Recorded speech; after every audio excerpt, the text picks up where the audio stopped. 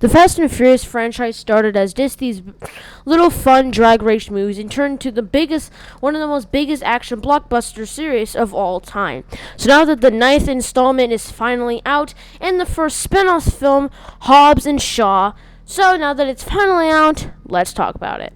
It's already started. Let's see if we can get in sync. So the reviews for this film was kind of divisive. Some people said it's a funny, good blockbuster with some cheesy action scenes and some good moments. Some say it's the worst movie so far this summer. What do I think? Well, I think Hobbs and Shaw is a really fun summer blockbuster. It's really easy to go into a Fast and Furious film and just nitpick every moment that won't happen, that's not realistic, that doesn't add up. But if you don't do this with Hobbs and Shaw, if you turn off your brain for 2 hours and you just enjoy the film as a fun action movie with some dumb action scenes and some fun characters, you're going to enjoy yourself like I did.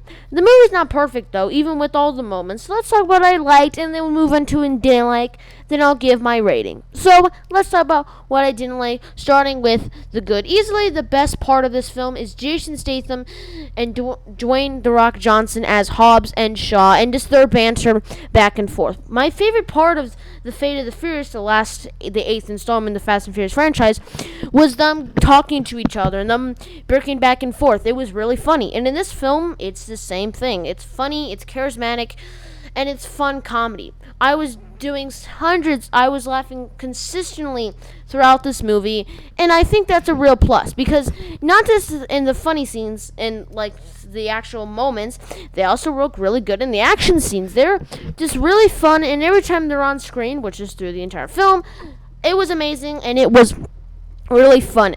Idris Elba as the villain, yes, he's not really the best thing in the world, but he's just this fun super villain. As he says in the trailer, he's basically Black Superman. And in this film, he's a genuinely humiliated soldier with some intense powers, and that was interesting. I'll get into why I don't like his character in the bad, but he was really good.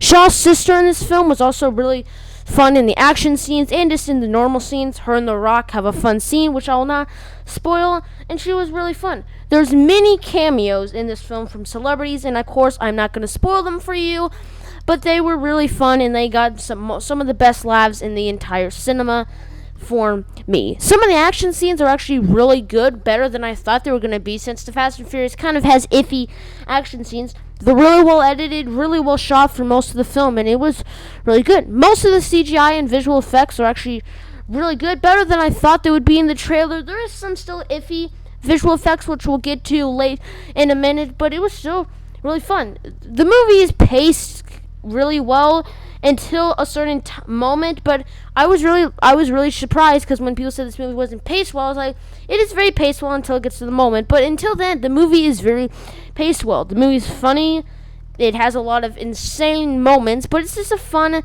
action blockbuster. Yes, the story is ridiculous. Yes, the action scenes are explosive and just absolutely ridiculous. The lines are pretty bad, but it's just a fun action movie that you can get behind. It's really fun, really enjoyable, but that's what I like. Let's talk about what I didn't like. The pacing of the last half is really bad. It feels like the movie was trying to drag on and just stretch this runtime even further, and it dragged for me in the last couple of minutes, but it was fun. The action scenes, I felt like in the last half, weren't great. It's either far too shaky or far too use of slow motion. Even though the first 2 acts were really great with their action, the last act wasn't amazing with it. As I said, the pacing's not very good, and some of the visual effects, green screen wise, yeah, you can tell this was definitely a much more cheaper Fast and Furious movie, but the cheapness doesn't really work, and the villain doesn't have anything for him. Besides the stuff we learn later on in the film itself, we don't really know much about the guy, and yes, I guess it's not really supposed to be a film that you're supposed to know much about the villain. I just thought it'd be kind of, there's a love story that I will not spoil because it's not in any of the trailers, but it just feels forced, and it doesn't really work for me. Overall, Fast and Furious presents Hobbs and Shaw is a fun film. If you can turn your brain off for the plot and some sequences of the film, I think you would have a lot of fun with it, like I did. I'm going to give Hobbs and Shaw a B. So those were my thoughts on Hobbs and Shaw.